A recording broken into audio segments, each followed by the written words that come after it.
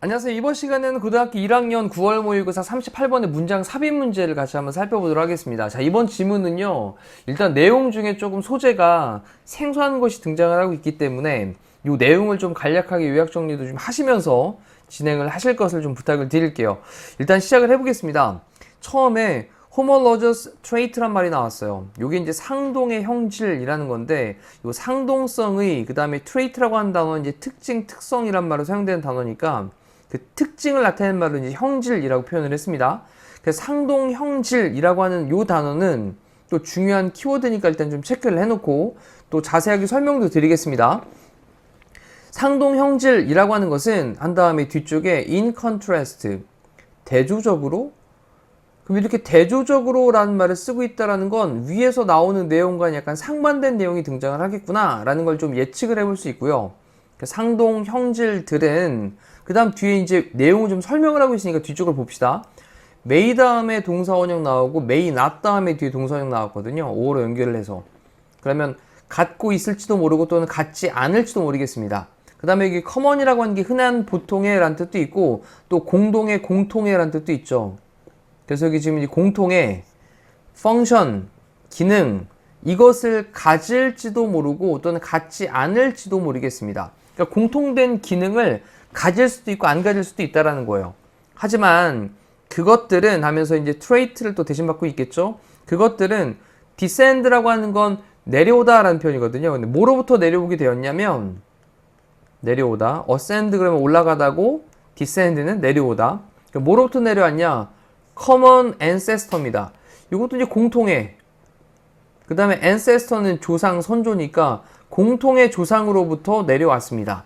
그리고 그 다음에 hence는 또 그러므로 가지고 있는데 some common structure, 그래서 몇몇 common 공통의 structure, 구조를 가지고 있습니다. 어떤 구조냐? indicate, 나타내다, 가리키다 라는 거죠. 나타내고 있는 구조인데 이 구조를 좀 또 여기 잘 보시면 indicate라는 동사 다음에 뒤에 ing의 동명사를 쓰고 있거든요. 근데 그 중간에 있던 이 there라고 하는 단어, 이거는 이 동명사에 대한 의미상 주어로 보시면 돼요. 그래서 여기 소유격 형태를 쓰죠. 동명사에 대한, 여기 being이라고 하는 단어가 동명사인데 그 동명사에 대한 의미상 주어로 소유격 또는 목적격도 가능하니까 여기 there를 뭐 them으로 써도 괜찮죠, 이거. 그러면 자, 그들이 똑같은 organ이라고 하는 건 기관입니다. 기관. 신체에 있는 기관. 그래서 똑같은 그런 기관인 것을 indicate, 나타내고 있는 몇몇 공통의 구조를 가지고 있습니다. 자, 조금 더 빠르게 정리해 볼게요. 상동 형질이라고 하는 것은 대조적으로 공통의 기능을 갖고 있을지도 모르고 안 갖고 있을지도 모르는데, 하지만 그 상동 형질은요, 뭐로부터 내려오게 되었냐면 공통의 조상으로부터 내려오게 되었고, 그리고 그러므로 몇몇 공통의 구조를 가지고 있습니다. 어떤 구조냐? 그래, 그것들이 똑같은 기관인 것을 나타내고 있는 그런 공통의 구조를 가지고 있습니다. 자, 이제 상동 형질은 뭐냐? 같은 종에서, 아까 선조 조상이라는 표현을 썼으니까 같은 종에서 진화 과정에서 보존이 된 건데, 근데 기능은 같을 수도 있고 다를 수도 있다라고 썼죠. 그리고 똑같은 기관인 것을 나타내는 공통된 그런 구조를 가지고 있다. 그러니까 구조는 똑같다라는 거예요. 됐죠? 상동 형질에 대한 거 일단 간단하게 정리했습니다. 잘 기억하셔야 됩니다. 그리고 나서 이제 시작되는 문장을 보도록 할게요. 자, biologist, 생물학자들은요, distinguish인데 distinguish는 구별하다라는 걸로 정말 중요한 단어입니다. 구별하다. 근데 두 가지 종류의 similarity, 유사성을, 자, 단어 잘 놓치지 않도록 체크하시면서 갑니다. 그럼 두 가지 종류의 유사성을 구별을 합니다. 그 두 가지 종류의 유사성이 뭐냐? 지금 얘기했던 앞쪽에 하나 나왔던 상동형질이라는 게 하나 있었고, 그 다음 뒤쪽에 보니까 여기 나오네요, 요거.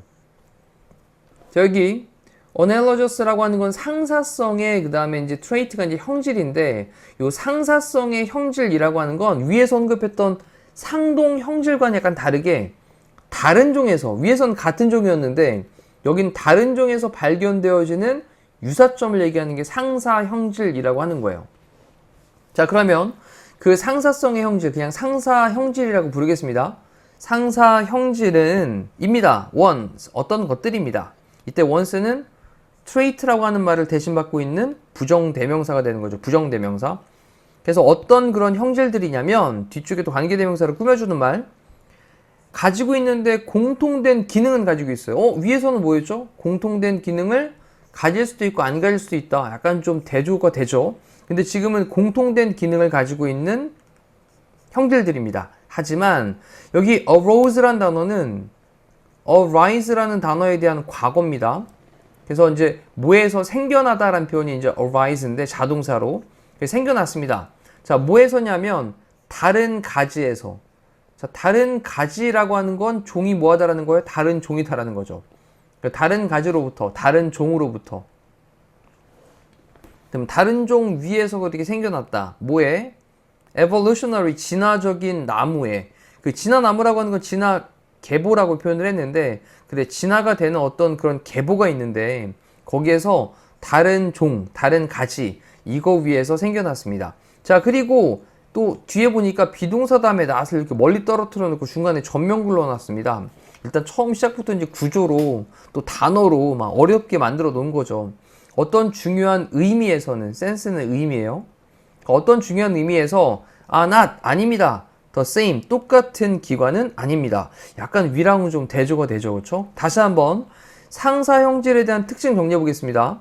상사 형질들은 공통된 기능을 가지고 있는 형질들인데, 하지만 진화의 계보에 다른 가지들, 다른 종들에서 생겨났고요. 그리고 중요한 의미에서 똑같은 기관들은 아닙니다. 됐죠? 자, 그러면 기능은 똑같아. 근데 다른 종이고, 그리고 어찌 보면 중요한 의미에서는 똑같은 기관은 아니다 라고 표현을 했습니다. 자, 이 특징 잘 기억하셔야 됩니다. 그리고 이제 그 얘가 등장을 하는데, The wings of birds, 새들의 날개들이 있죠. 날개. 날기 위한 기능이네. The wings of bees, 벌들에 대한 날개네. 그럼 똑같이 기능은 어때요? 기능은 동일하죠. 근데 이 기능이 동일한 얘들은요, 둘 다 사용되어집니다. PPP로 수동태입니다. both는 둘 다 사용되어지는데 뭐를 위해서? flight, 비행을 위해서. 요 비행을 위한다라고 하는 건 기능적인 측면을 얘기하는 겁니다. 기능적으로는 둘 다 사용이 되어지는데, 그리고 similar, 비슷합니다. in some ways, 몇몇 방식들에서는 비슷합니다. because 왜냐하면요, anything, 어떤 것이 있는데 비행을 위해서 사용되어지는 어떤 것이 has to be built, 만들어지게 돼야만 하기 때문에 in those ways, 그러한 방식들로. 그쵸? 날개를 달아가지고 막 펄럭펄럭 거리면 날아갈 수 있는 그러한 방식으로 비행을 위해 사용되어지는 어떤 것이 만들어져야 되기 때문에 어떤 면들에서는, 어떤 방식들에서는 비슷합니다. 자, 여기까지는 유사점을 얘기를 했어요. 기능적인 유사점입니다. 여기다 정리, 옆에다 뭐라고 쓰시면 돼요? 기능적 유사성을 얘기하고 있죠. 기능에 대한 유사성. 자, 이건 좀 이렇게 촘촘하고 꼼꼼하게 정리하셔야 되겠습니다.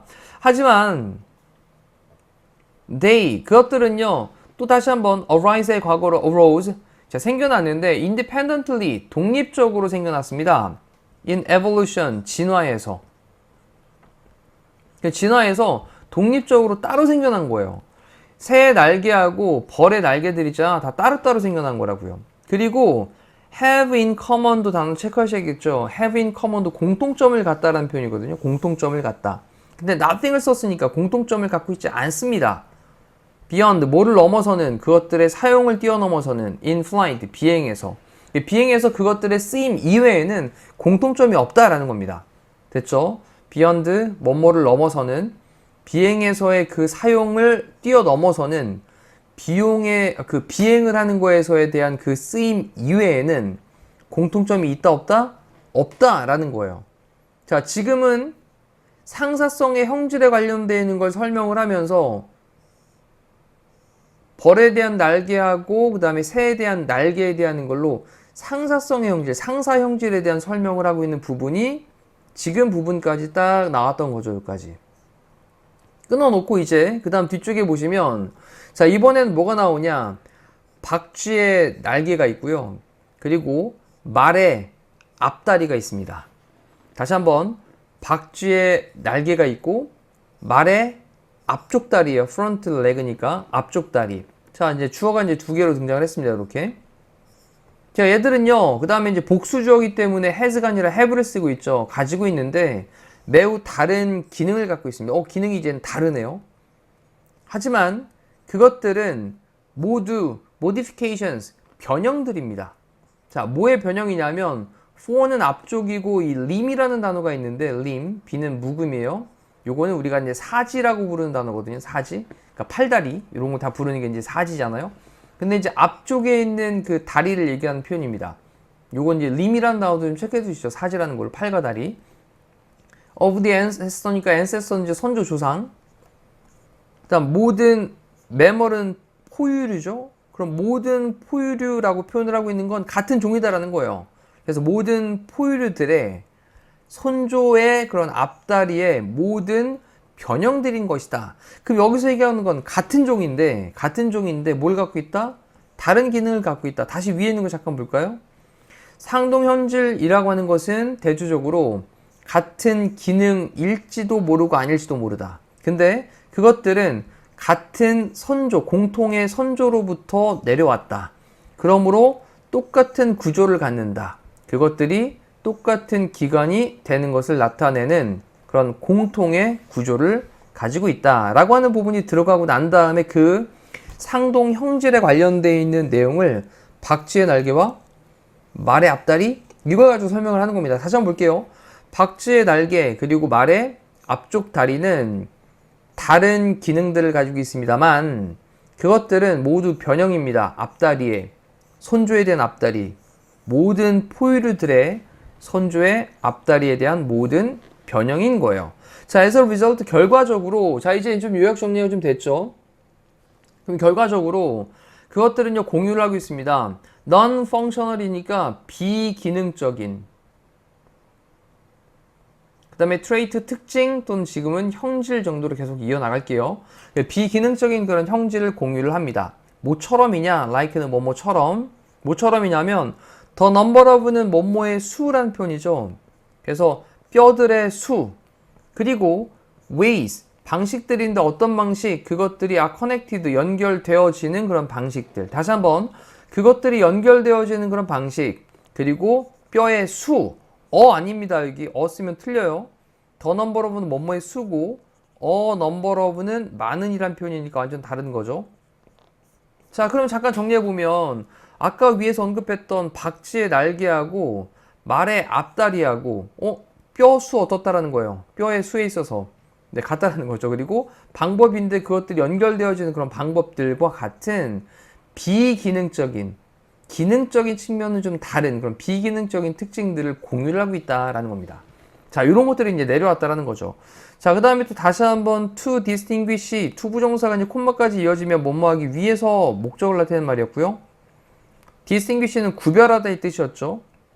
그 다음 여기 있는 analogy라고 하는 단어가 이제 상사성 뭐로부터 homology 요건 이제 상동성 그러면 상동성으로부터 상사성을 구별하는데 이때 체크해야 될 단어가 뭐냐면 distinguish A from B라는 표현을 씁니다. A를 B와 구별하다 라는 표현이거든요. 그래서 상사성을 상동성과 구별을 하기 위해서는 생물학자들은 일반적으로 look at 봅니다. 뭐를 보냐? overall 전반적인 architecture 이 건축이라는 표현을 썼거든요. 그러면 전반적인 건축 그럼 전반적인 건축이라고 하는 건 전체적인 구성을 가리키는 말로 보시면 돼요. 뭐의? 오건스의 기관들의 그 기관들의 뼈가 이렇게 쭉 나가 있냐 뭐 예를 들면 이런 거예요. 손에 뼈가 있는데 손이 이렇게 손가락 뼈가 이렇게 5개가 나 있을 거 아니에요. 전체적인 뼈를 보는 거죠. 근데 이게 어떤 거는 가운데 손가락 엄청 길고 옆에 있는 손가락은 작을 수 있잖아요. 이렇게 약간 구조는 모양새는 좀 다르긴 하지만 구조는 어떻다고요? 기관의 그런 구조는 비슷하다라는 거죠. 그래서 전반적인 그런 구조를 봅니다. 그리고 focus on 집중을 하는데 뭐에 집중하냐? 그것들의 most useless properties입니다. 자, 이때 이 property라는 단어를 썼는데 우리 이제 속성, 특성이란 말로 사용되거든요. 근데 이제 most로 최상급을 써가지고 표현을 했고요. 최상급으로. 그러면 가장 useless니까 쓸모가 없는, 쓰임새가 없는 그런 특성, 이것들에 집중을 합니다. 다시 한번 정리해보면 상사성 그리고 상동성, 이걸 구별하기 위해 가지고 생물학자들이 그 기관의 전체적인 그런 구성, 그 기관의 전체적인 구성을 보고 그것들의 가장 쓸모가 없는 그런 특성, 이것들에 집중을 합니다 라는 걸로 내용을 정리를 합니다. 자, 이제 이 내용을 한번 같이 요약 정리를 한번 해보죠. 여기서 정리를 해놨는데, 자, 지금 얘기하고 있는 게 처음에 이제 상사형질, 그 다음에 상동형질이라는 걸 얘기를 했습니다. 상사형질을 얘기를 하면서는 다른 종에서 발견된 유사점이었죠. 요거에 대한 예를 들고 있는 게 뭐였었죠? 요거에 대한 예로 새의 날개, 벌의 날개. 자, 요거 얘기했었죠. 그죠? 새의 날개와 벌의 날개에 대한 걸로. 그 다음 상동형질 정리하시면 같은 종에서 진화 과정에서 보존되는 것이라고 얘기를 했는데 요거를 또 예를 들고 있는 건 뭐였냐면 그 새의 날개라고 쓸게요. 새 날개. 그 다음에 또 벌에 대한 것도 마찬가지 벌에 대한 날개라고 쓸게요.